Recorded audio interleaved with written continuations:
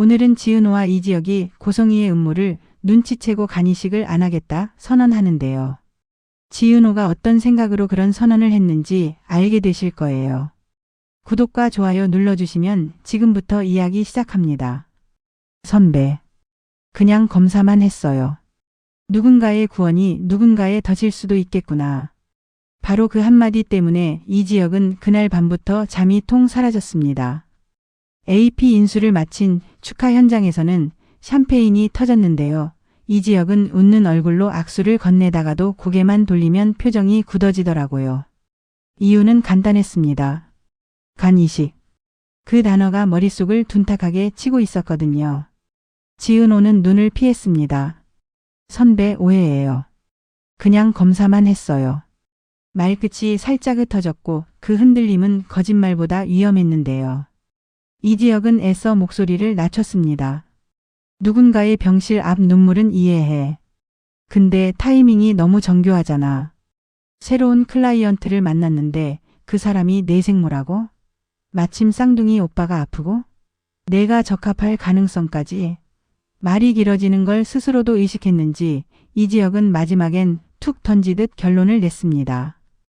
은호야, 우연히 이렇게 공장에서 찍어낸 부품처럼 딱딱 맞아떨어지는 경우 현실에서는 거의 없거든. 지은호는 반박하려 했지만 휴대전화가 먼저 울려버렸습니다.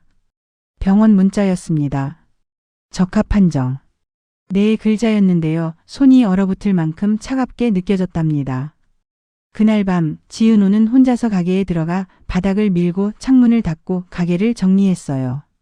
몸을 움직이면 마음의 진동이 잦아들 것 같았거든요. 그런데 문이 쾅 열리더니 정순이가 서 있었습니다. 왜 말을 안 해? 그 한마디로 공기가 뒤집혔습니다. 정순이는 밤새 지켜본 메시지 한 줄 우리 딸 때문에 가슴이 들끓고 있었는데요. 엄마, 그게 지은호가 변명처럼 입을 떼자 정순이는 울컥했죠. 나를 미안해할 거면 숨기지나 말았어야지. 내가 내 딸이라는 건 내가 말해줄 때 가장 반짝이는 거야. 지은호는 고개를 저었지만 눈물은 이미 흐르고 있었습니다. 두 사람 사이에 쌓인 세월의 따뜻함이 그 순간만큼은 날카로운 유리처럼 느껴졌고요. 나 버리고 가? 라는 정순이의 말은 저주가 아니라 상처의 모양이었는데 듣는 사람의 심장을 조여오더라고요. 그날 지은호는 어떤 대답도 끝까지 마무리하지 못했습니다. 결국 지은호는 밤 공기를 가르고 고성희의 저택 앞으로 갔습니다. 이사님, 만나 뵙고 말씀드릴 게 있어요. 그 메시지를 보내고 나니 망설임이 사라졌대요. 고성희는 다급하게 침실을 빠져나왔습니다. 박진석을 깨울 수는 없었고 방영라에게 들키면 더 곤란했거든요. 현관을 나서자마자 벽 그늘 밑에 선지은호가 보였습니다. 두 사람은 근처 공원까지 걸어가 앉았습니다. 지은호는 떨리는 입술을 깨물고 결론부터 꺼냈습니다. 간 이식 못하겠습니다. 말이 떨어지자 고성희는 보이지 않게 이를 물었습니다. 하지만 겉으로는 손을 덥석 잡고 눈물을 만들어냈죠. 그래도 돼. 내가 싫다면 안 해도 돼. 엄마는 아니, 나는 내가 필요해. 어휘를 바꾸는 속도와 울음의 각도는 프로 연기자 같았는데요.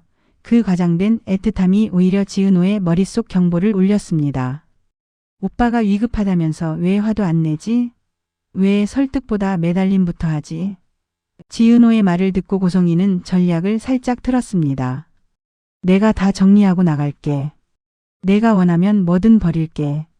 고성희의 갑작스런 말에 지은호는 더 말할 수 없었어요. 이사님, 내일 다시 얘기해요. 그렇게 대화를 끊고 돌아섰는데요. 고성희의 미소는 등을 향한 순간 비수처럼 변했습니다. 다음 날 재단 이사장실. 고성희는 어젯밤의 눈물을 서랍에 밀어넣듯 감춰버렸습니다. 감정 자극이 안 먹히면 상실 공포를 건드리자. 그녀는 그렇게 결론 내리고 비서를 불렀죠. 언론팀에 말해. 인생기부 스토리, 모자 상봉 미니 다큐, 티저 준비해. 누군가의 선택을 공적 미담으로 틀어지면 물러서기 힘들어진다는 걸 너무 잘 알고 있었거든요. 같은 시간 박성재 회사 회장실에서는 다른 불꽃이 튀었습니다. 박진석이 서류 봉투를 건넸고 박성재가 그것을 받았습니다. 부사장 박성재. 박성재는 짧게 숨을 들이켰다가 고개를 숙였습니다. 책임 제가 짊어지겠습니다. 그의 눈빛에는 인정받고 싶은 아들의 결기가 비쳤는데요. 그 결기는 곧 욕망과 충돌할 수 있겠다는 기운도 풍겼습니다. 회장실을 나온 박성재는 엘리베이터 안에서 잠시 눈을 감고 중얼거렸대요. 이제부터가 증명이다. 주말 박성재는 이수빈과 캠핑을 떠났습니다. 이수빈은 짜릿한 로맨스를 기대했는데 폭우가 먼저 도착했더라고요. 바람이 텐트를 흔들었고 비가 원단을 찢을듯 두드렸습니다. 둘은 새벽 내내 젖은 손으로 텐트 폴을 붙잡으며 버텼는데요. 새벽녘에야 겨우 빠져나와 이수빈의 집 앞에 도착했습니다. 들어가. 부모님이 걱정하겠다. 박성재는 담백하게 말했는데 이수빈은 그 담백함이 야속했답니다. 괜찮아. 오빠랑 밤샜다고 굳이 말 안 하면 되지. 그 말은 장난 같았지만 듣는 사람의 심장에는 깊은 물결을 남기더라고요. 박성재는 잠시 쉬다가 아무 말 없이 고개만 끄덕였습니다. 그 고개 끄덕임이 오히려 많은 말을 대신했습니다. 한편 박영란은 캔버스 앞에서 붓을 멈춘 채 밤의 잔상을 지우지 못하고 있었습니다. 전날 어둠 속을 훔쳐나가는 고성이의 발걸음, 그 비밀스러운 리듬이 귀에 남아 있었거든요. 오빠. 박영라가 부르면 이지화는 늘 그렇듯 한 박자에 다가왔습니다. 왜 영라야? 엄마 요즘 이상하지? 말끝을 맴돌던 찰나 휴대전화가 울렸습니다. 고성이었습니다. 다음 주 주말 비워.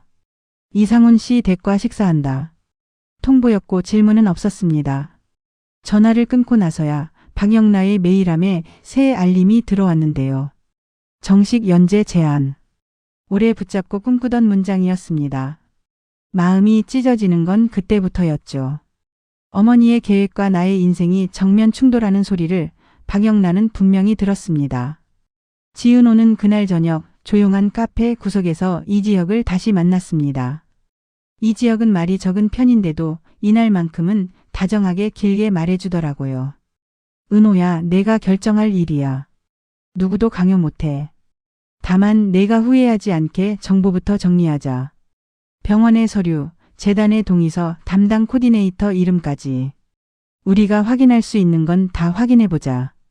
이지혁은 차분히 체크리스트를 꺼냈고 그 종이 위에는 단단함이란 단어가 적혀 있었습니다. 그리고 내가 널 잡겠다던 말 농담 아니야. 그 말은 선언처럼 가볍지 않았고 약속처럼 무겁지도 않게 들렸습니다. 지은호는 눈을 감고 한숨을 길게 내뱉었죠. 선배, 나 겁나요. 내가 누군가의 딸이라는 말이 달콤한데 그 달콤함 뒤가 너무 미끄러워요. 밤이 더 깊어갈 무렵 고성이는 새로운 장치를 돌리기 시작했습니다.